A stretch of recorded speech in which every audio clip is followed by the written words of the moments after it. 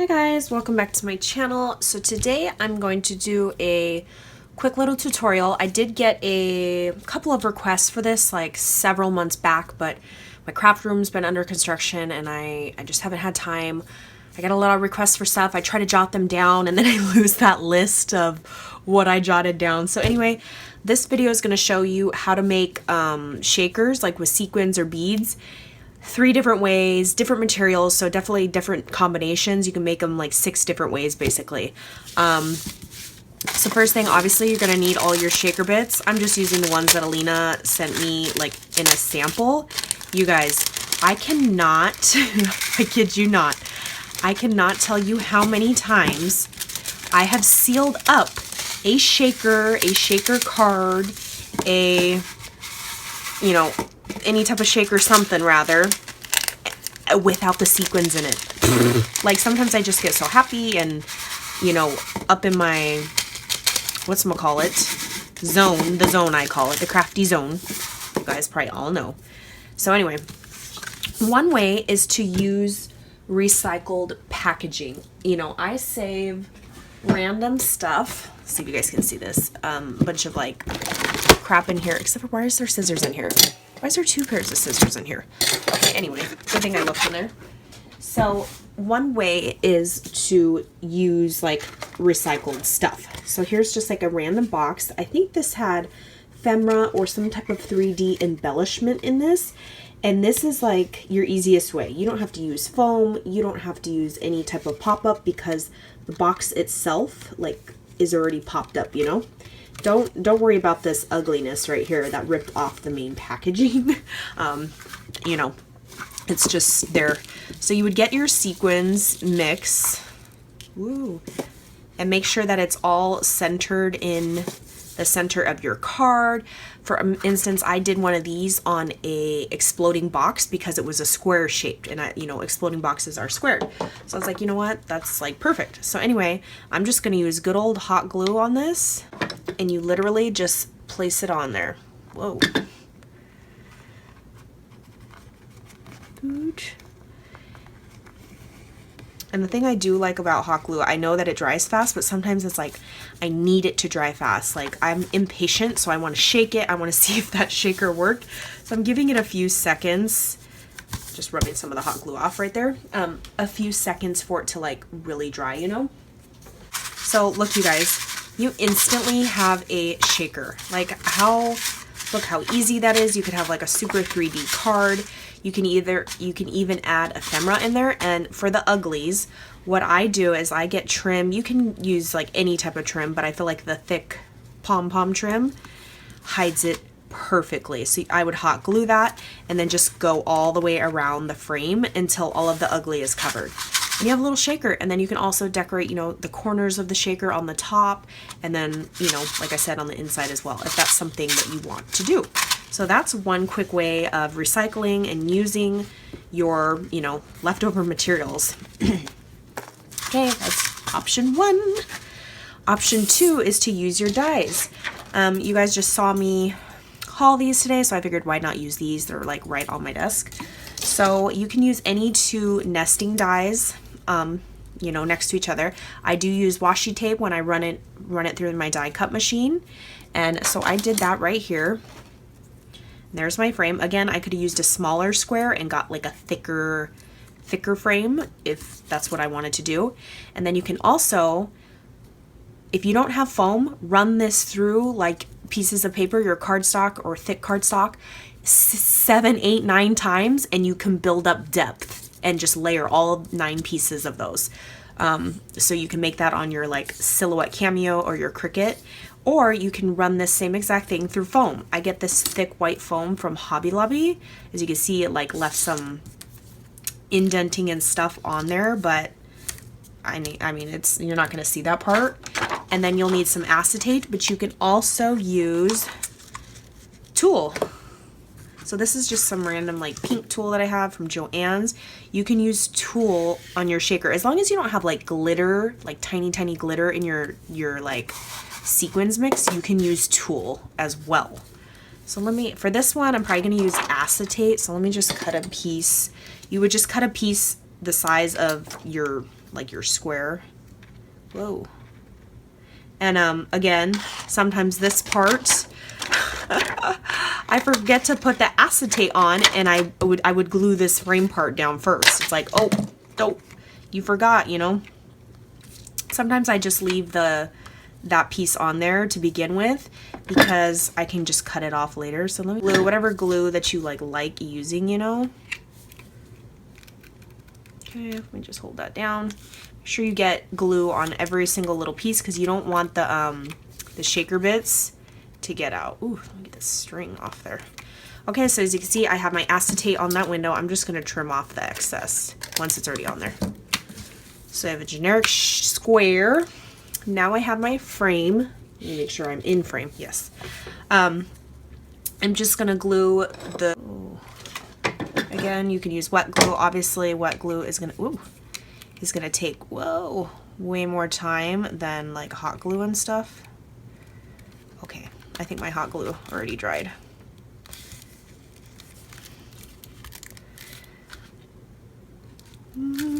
Okay, so there's my little frame with my acetate. So now, because I used hot glue, I know that that's for sure dry. So I would just put a little bit of sequins in there, depending how much you want. If you have an image in the background, put less sequins so that you can, you know, see it when you are shaking it around. So for instance, here's my card. Again, I don't need to see where I'm putting it on this card, but if you wanted it somewhere specific, you would do it like my first video. You would pour the sequins right in a little pile and then, you know, put your little square on there so you can like frame where it's gonna go. But this, I'm just doing it real quick. And turn my card and hold it down. Because again, I knew, you know, I kind of know where the square is gonna go. I don't have a design or a stamp anywhere on my card. Oops. So voila, I have my little shaker right here with my frame that I used nesting dies. Again, you can use any shape nesting dies, hearts, squares, ovals, whatever.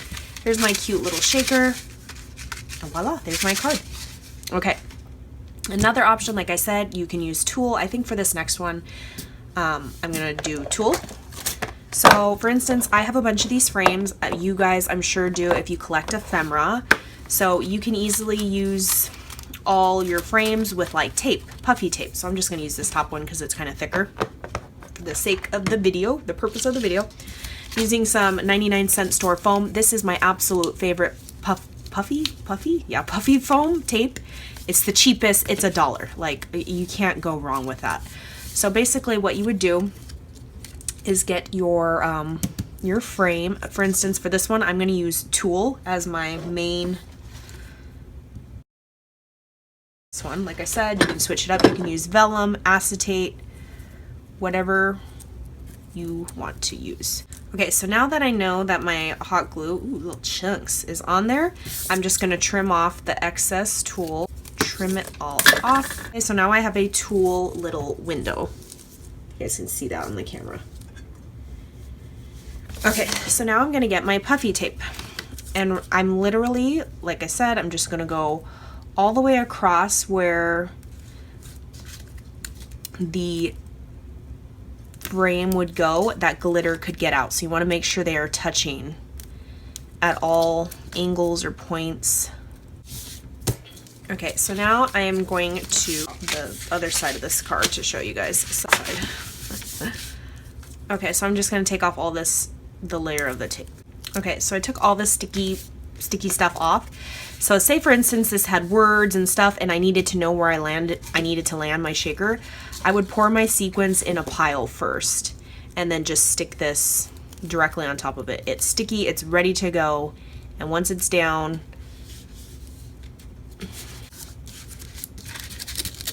okay, so now it's down, and I should have cut that little white foam before I stuck it down. I didn't look to see if anything was hanging over because the foam's kind of thick, you know?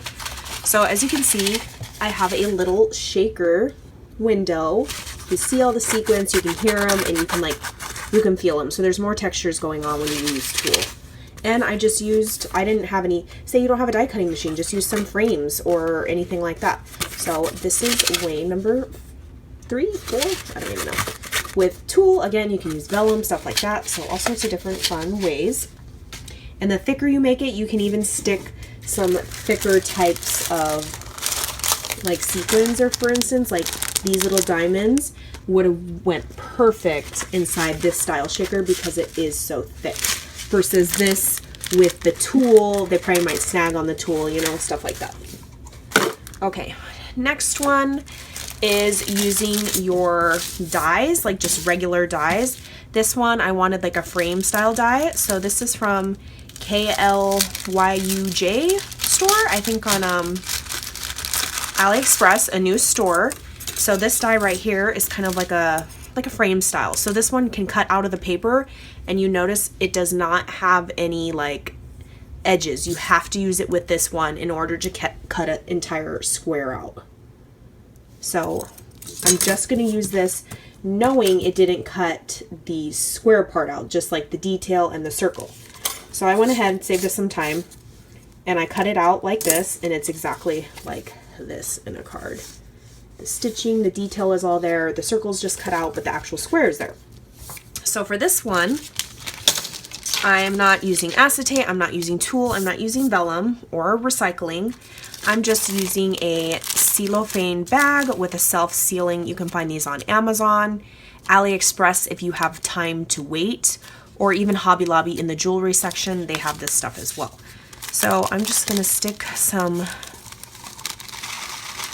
sequins in there. Okay, like that little shaker bit in there. And I know that this bag fits directly behind this piece, so I'm gonna fold it. I'm just gonna fold it right so it's enough hanging over the card. Okay, come on, come on.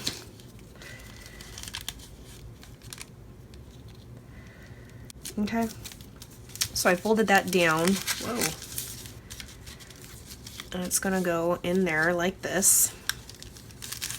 I do like to crease my plastic so it's not like bubbling up like there's a bunch of air in there.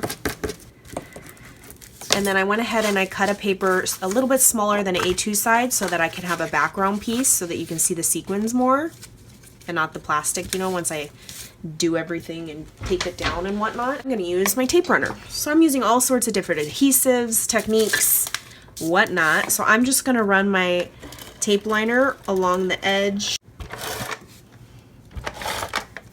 Okay. So then I'm going to stick my little sequins. Where's the...